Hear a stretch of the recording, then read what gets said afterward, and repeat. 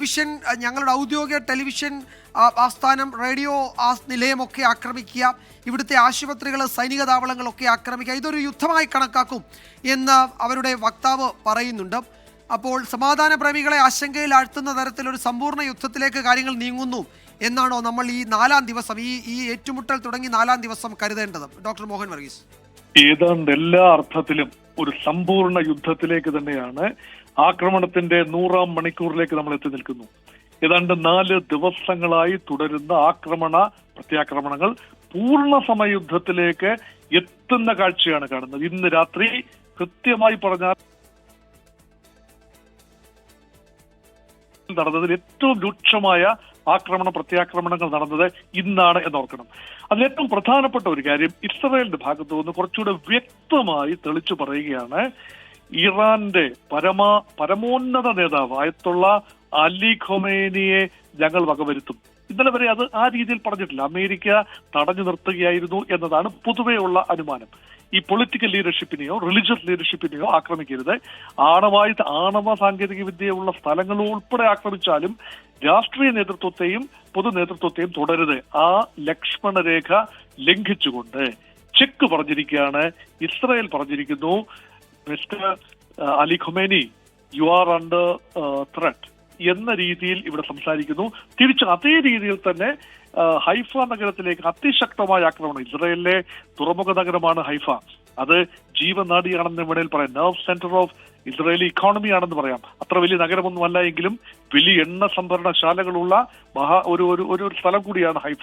അപ്പൊ ഹൈഫ എന്ന തുറമുഖ നഗരത്തെ അതിശക്തമായ ആക്രമണങ്ങളാണ് നേരിടുന്നത്. ഇവിടെ ഇസ്രായേലിനകത്ത് ആഗോള മാധ്യമങ്ങൾക്ക് കാര്യമായ സ്ഥാനമില്ലാത്തതുകൊണ്ടും അവിടുന്ന് വരുന്ന വാർത്തകൾ കംപ്ലീറ്റ്ലി ഫിൽറ്റേർഡ് ആയതുകൊണ്ടും കൃത്യമായ അറിവുകളില്ല എങ്കിൽ പോലും ലഭിക്കുന്ന അറിവുകൾ അനുസരിച്ച് കാര്യമായ നാശനഷ്ടങ്ങൾ ഇസ്രായേലിനുള്ളിലുമുണ്ട്. അയൺ ഡോമിന് സുഷിരങ്ങൾ വീണിരിക്കുന്നു, അയൺ ഡോം ഭേദിക്കപ്പെട്ടിരിക്കുന്നു. ഡേവിഡ് സ്ലിങ്ങും ആരോയും അയൺ ഡോമും എല്ലാം അറിയുന്ന വിഖ്യാതമായ ഇസ്രായേലിന്റെ സുരക്ഷാ സംവിധാനങ്ങളിൽ ചെറിയ പാളിച്ചകൾ വന്നിരിക്കുന്നു. പൂർണ്ണമായി നഷ്ടപ്പെട്ടു എന്ന് പറയാനാവില്ല. 100 കണക്കിന് മിസൈലുകൾ ഒരേ സമയം വരുമ്പോൾ ഇത് പ്രതിരോധിക്കാനുള്ള സംവിധാനം നഷ്ടപ്പെടുകയാണ്. ഏതാണ്ട് 20ഓളം മിസൈലുകൾ ഒറ്റയടിക്ക് ആകാശത്തേക്ക് ഉയരാൻ കഴിയുന്ന അയൺ ഡോമിന്റെ ബാറ്ററി സിസ്റ്റം, അതിലേറെ മിസൈലുകൾ വരുമ്പോൾ അത് പതറിപ്പോകുന്ന ഒരു കാഴ്ച കാണുന്നു. അങ്ങനെ വരുമ്പോൾ തിരിച്ചും മറിച്ച് 2 ഇടങ്ങളിലേക്കും അങ്ങോട്ടും ഇങ്ങോട്ടും വലിയ ആക്രമണമാണ്. ആണവ നിലയങ്ങൾക്ക് നേരെ ഇസ്ഫഹാൻ ഉൾപ്പെടെയുള്ള ആണവ നിലയങ്ങൾ ഭാഗികമായി നശിപ്പിക്കപ്പെട്ടു. ഇപ്പോൾ കഴിഞ്ഞ 1 മണിക്കൂറിനുള്ളിൽ നടന്ന തീവ്രമായ ആക്രമണങ്ങൾ, ആ റിപ്പോർട്ടുകളാണ് വന്നുകൊണ്ടിരിക്കുന്നത്.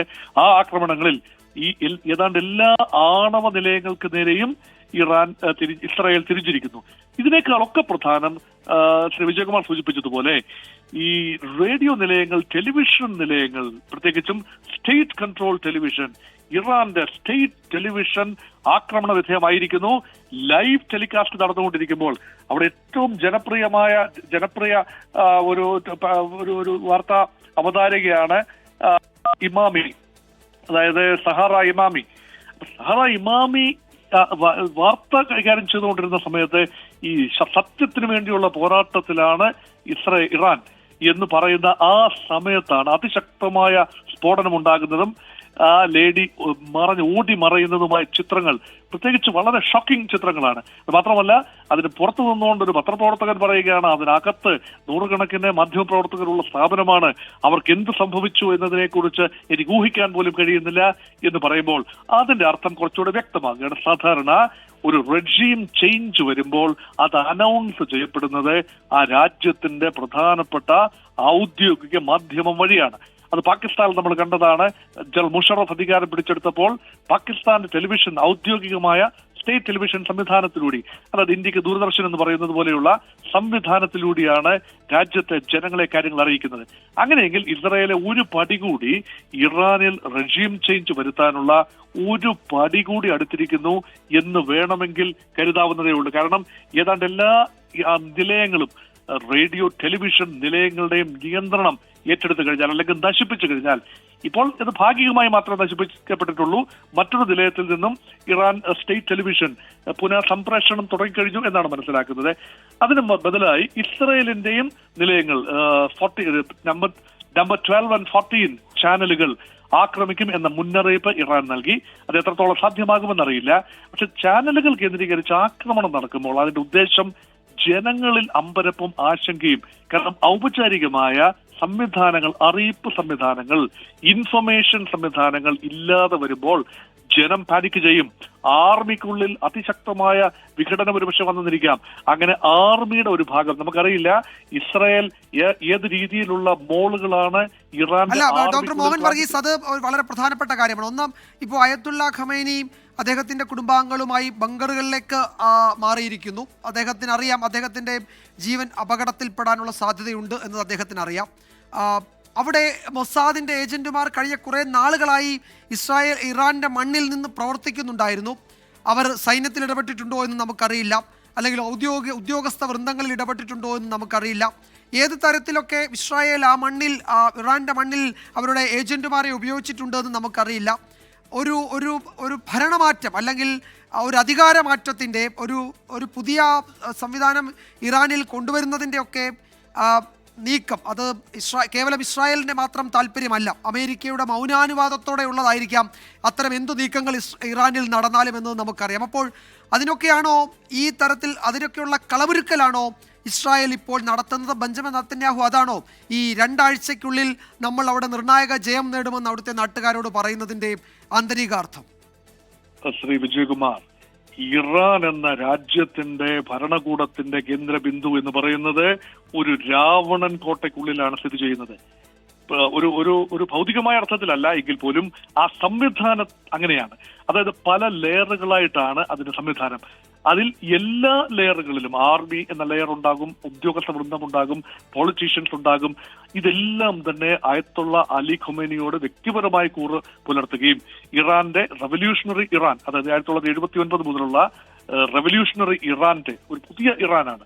ആ പുതിയ DNA അത് ശിരസിലെത്തുന്ന, നെഞ്ചിൽ പേറുന്ന വിഭാഗങ്ങളാണ് ആ രാജ്യത്തോട് അല്ലെങ്കിൽ ഇപ്പോഴത്തെ ഭരണ വ്യവസ്ഥിതിയോട്, സംവിധാനത്തോട് കൂറ് പുലർത്തുന്ന പ്രദേശങ്ങളാണ്, അല്ലെങ്കിൽ അങ്ങനെയുള്ള സംവിധാനങ്ങളാണ്. ആ സംവിധാനങ്ങൾക്കുള്ളിലേക്ക് കടന്നു കയറുന്നത് ബുദ്ധിമുട്ടുള്ളത് കൊണ്ടാണ് ഞാൻ പറഞ്ഞത് ഇതൊരു രാവണൻ കോട്ടയാണ്. പക്ഷെ ആ കോട്ടയ്ക്കുള്ളിലേക്ക് വിജയകരമായി ഇസ്രയേലിന്റെ ചാരപ്രവർത്തകർ, മൊസാദിന്റെ ഏജന്റുമാർ, അത് ഇറാനിയൻ ഏജന്റുകൾ തന്നെയാണെന്ന് ഓർക്കണം, ജൂതന്മാരല്ല എന്ന് ഓർക്കണം. ഇറാനിയൻ ഏജന്റുകൾ കടന്ന് കയറിയത് കൊണ്ടാണ് ഏതാനും വധങ്ങൾ നടന്നത്.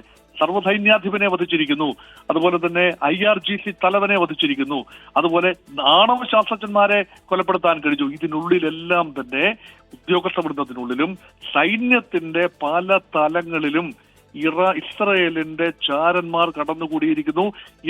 ഇറാന്റെ മണ്ണിൽ നിന്ന് കുതിച്ചു പൊങ്ങിയ ഡ്രോണുകളാണ് പല നാശനഷ്ടങ്ങളും വരുത്തിയിരിക്കുന്നത് ഓർക്കണം. ഇത് ഉക്രൈൻ റഷ്യ യുദ്ധത്തിൽ ഉപയോഗിച്ചതുപോലെ റഷ്യയുടെ മണ്ണിൽ ഏതാണ്ട് 5000 കിലോമീറ്ററിനുള്ളിൽ ഉക്രൈന് ആക്രമണം നടത്താൻ കഴിഞ്ഞത് ട്രക്കുകളിലും ലോറികളിലും എല്ലാം വഹിച്ചുകൊണ്ടുപോയ, കവചിത വാഹനങ്ങളിൽ വഹിച്ചുകൊണ്ടുപോയ ഡ്രോണുകൾ നാടകീയമായി വെളിയിൽ വരികയും അവ ഷോർട്ട് റേഞ്ചിൽ നിന്ന് ആക്രമണം നടത്തുകയും ചെയ്യുന്നു. സമാനമായ രീതിയിൽ തന്നെയാണ് ടെഹ്റാനിലും ഇസ്ഫഹാനിലും ഒക്കെയുള്ള ആക്രമണങ്ങൾ നടന്നിരിക്കുന്നത്. അങ്ങനെ നോക്കുമ്പോൾ ഒരു റെജീം ചേഞ്ച് എന്ന് പറയുന്നത് പല തലത്തിൽ നിന്നുകൊണ്ട് ഓപ്പറേറ്റ് ചെയ്യേണ്ട, രാവണൻ കോട്ടയ്ക്ക് ചുറ്റും നിന്നുകൊണ്ട് വരിഞ്ഞു മുറുക്കി ഓപ്പറേറ്റ് ചെയ്യേണ്ട കാര്യമാണ്. അത് ക്ഷിപ്രസാധ്യമായ ഒരു കാര്യമല്ല.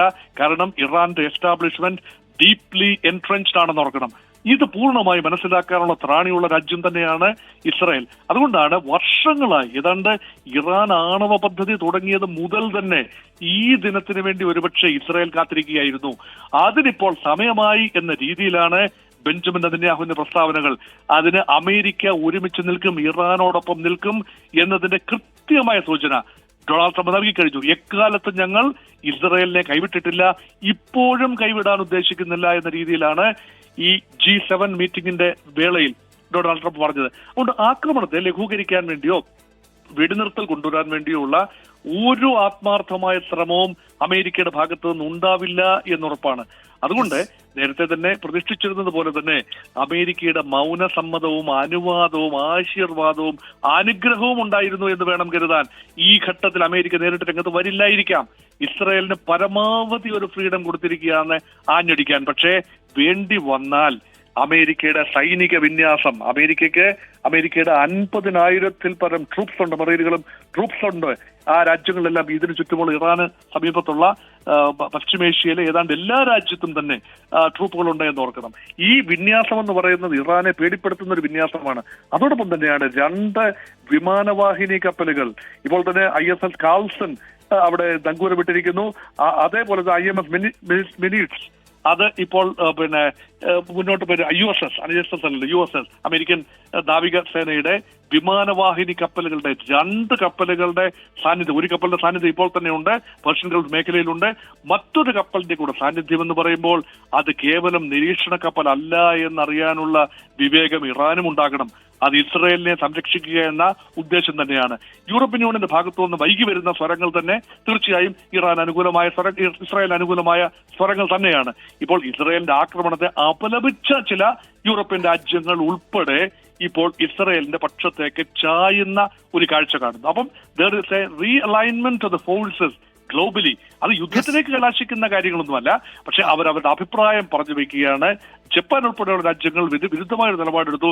ഇസ്രായേൽ ആക്രമണത്തെ കഴിഞ്ഞ ഏതാനും മണിക്കൂറുകൾക്ക് മുമ്പ് വരെ കഠിനമായി വിമർശിച്ചിരുന്ന ജപ്പാൻ ഉൾപ്പെടെ നിലപാട് മാറ്റുന്നതിന്റെ ഏർലി സൂചനകൾ കാണുന്നു. അങ്ങനെ വരുമ്പോൾ ഇറാൻ പൂർണ്ണമായി ഒറ്റപ്പെടുന്ന ഒരവസ്ഥയിലേക്ക് വന്നു കഴിഞ്ഞാൽ തീവ്രമായ പ്രത്യാക്രമണത്തിലൂടെ തൽക്കാലത്തേക്ക് പിടിച്ചു നിൽക്കാനുള്ള, മുഖം രക്ഷിക്കാനുള്ള ഒരു മാർഗമാണ്. അതാണ് ഇസ്രായേലിനെതിരെയുള്ള ഹെവി പൗണ്ടിങ്. പക്ഷെ അവിടെ കുറെ ഡാമേജ് ഉണ്ടാകുന്നുണ്ട് എന്നത് കൃത്യമായ കാര്യമാണ്. ഇറാൻ ഇതുപോലെ SOS മെസ്സേജുകൾ അയക്കുകയാണ് ഗൾഫ് രാജ്യങ്ങൾക്ക് നേരെ. അതായത് സൗദി അറേബ്യ, ഇറാൻ ഏറ്റവും അധികം വെറുക്കുന്ന ഒരു അറബ് രാജ്യമാണ് സൗദി അറേബ്യ എന്ന് ഓർക്കണം. സൗദി അറേബ്യ ഒരു കാലത്തും ഇറാനെ പൂർണ്ണമായി വിശ്വസിക്കില്ല. ഇസ്രയേലുമായി കൈകൊടുക്കാൻ ഒരുങ്ങിയ രാജ്യം കൂടിയാണ് അബ്രഹാമിക് കരാറുകളുടെ അടിസ്ഥാനത്തിൽ സൗദി എന്ന് ഓർക്കണം. അതുകൊണ്ട് ഹൂതികളെ ഉപയോഗിച്ചുകൊണ്ട് സൗദിയിൽ സർവനാശം വിതച്ച ഇറാന്റെ മുൻകാല ചെയ്തികൾ ഒന്നും തന്നെ സൗദി മറക്കില്ല. പക്ഷേ സൗദിയോടും ഖത്തറിനോടും ഒക്കെ UAEയോടും ഒക്കെ ഇറാൻ ഇപ്പോൾ വൈകി ആവശ്യപ്പെട്ടിരിക്കുന്നത് എങ്ങനെയെങ്കിലും ഈ രീതിയിൽ ഒരു ചർച്ചയ്ക്കുള്ള അന്തരീക്ഷം ഉണ്ടാക്കണം എന്ന് പറയുന്നു. അപ്പൊ ഇറാനും എങ്ങനെയെങ്കിലും ഈ ഒരു അന്ത്രാള ഘട്ടത്തിൽ നിന്നും കരകയറണമെന്ന ചെറിയ ആഗ്രഹമുണ്ട്. പക്ഷേ നേരിട്ട് ഒരു ചർച്ചയില്ല, വെടിനിർത്തൽ ഉണ്ടാവില്ല എന്ന് തീർത്തു പറയുന്നു. ആക്രമണം നേരിടുമ്പോൾ പ്രത്യാക്രമണം തന്നെയാണ് മാർഗം, വെടിനിർത്തൽ ഉണ്ടാവില്ല എന്ന് പറയുന്നു. പക്ഷെ ചില ഉപാധികളോടുകൂടി അമേരിക്കയുമായി ചർച്ചയ്ക്ക് തയ്യാറാണ് എന്ന് ഇറാൻ പറയുന്നു. അപ്പൊ 2 സ്വരത്തിൽ ഇപ്പോൾ ഇറാൻ സംസാരിക്കുന്നുണ്ട്. അതുകൊണ്ട് കൃത്യമായി പറഞ്ഞാൽ ഈ പോരാട്ടത്തിൽ ഇപ്പോൾ 2 വശത്തും നാശനഷ്ടങ്ങളുണ്ട്, വലിയ രീതിയിലുള്ള നാശനഷ്ടങ്ങളുണ്ട്. 1973 യുദ്ധത്തിന് ശേഷം ഇസ്രായേൽ ഒരു യുദ്ധ അന്തരീക്ഷത്തിൽ അനുഭവിക്കുന്ന ഏറ്റവും വലിയ ആക്രമണം തന്നെയാണ്. അതാണ് ശരി, വളരെ പ്രധാനപ്പെട്ടത് തന്നെയാണ് ഡോക്ടർ മോഹൻ വർഗീസ് താങ്കൾ സൂചിപ്പിച്ച കാര്യം. ഏതായാലും ഈ രാത്രി വേറൊരർത്ഥത്തിൽ നിർണായകമാണ്. എന്തായിരിക്കും ഇരു രാജ്യങ്ങളുടെയും അടുത്ത നീക്കങ്ങൾ എന്നത് അറിയേണ്ടതുണ്ട്. അതിലും ടെൽ-അവീവും ഹൈഫ നഗരവും നിലവിൽ ഏതെങ്കിലും മിസൈലുകൾ അവിടെ ഹിറ്റ് ചെയ്തതായി സൂചനകളൊന്നുമില്ല. 2 നഗരങ്ങളും ഒരു ആക്രമണത്തെ മുന്നിൽ കാണുന്നുണ്ട്. അവിടുത്തെ ജനങ്ങൾ കരുതിയിരിക്കണം, സുരക്ഷിത കേന്ദ്രങ്ങളിലേക്ക് മാറണമെന്ന ഒരു മുന്നറിയിപ്പ് ഇതിനോടകം ഇസ്രായേൽ നൽകിയിട്ടുണ്ട്. ടെൽ-അവീവും ഹൈഫയും 2 നഗരങ്ങളും ആ നിലയിൽ മുൻകരുതൽ നടപടികൾ സ്വീകരിച്ചിട്ടുണ്ട്. എന്താണ് ഇറാന്റെ അടുത്ത നീക്കം? വലിയ ആക്രമണം ഏതാനും മണിക്കൂറുകൾക്ക് മുമ്പ് ഇറാൻ നേരിട്ടിട്ടുണ്ട്, ടെഹ്റാൻ നേരിട്ടിട്ടുണ്ട്. അതിന് മറുപടി ടെൽ-അവീവ് ആക്രമിക്കുകയാണോ അതോ മറ്റെന്തെങ്കിലും നീക്കങ്ങളാണോ എന്നറിയില്ല. G7 ഉച്ചകോടി അതിൻ്റെ നടപടികൾ തുടങ്ങിയിട്ടുണ്ട് കാനഡയിൽ. അതും പ്രധാനപ്പെട്ടത് തന്നെയാണ്. ഉച്ചകോടി നൽകാൻ പോകുന്ന സന്ദേശം എന്താണ് ഈ തർക്ക വിഷയത്തിൽ, ഈ വിഷയത്തിൽ എന്താണ് G7 ലോകത്തോട് പറയാൻ പോകുന്നത്? അവരുടെ അഭിപ്രായം, പ്രത്യേകിച്ച് ഡൊണാൾഡ് ട്രംപ് എന്തെങ്കിലും നിലപാടെടുക്കുമോ എന്നതൊക്കെ അറിയേണ്ടതുണ്ട്. അപ്പോൾ സങ്കീർണമായ ലോക ക്രമത്തിൽ വളരെ പ്രധാനപ്പെട്ട മണിക്കൂറുകളെന്ന് നമുക്ക് പറയാം ഈ രാത്രിയെ.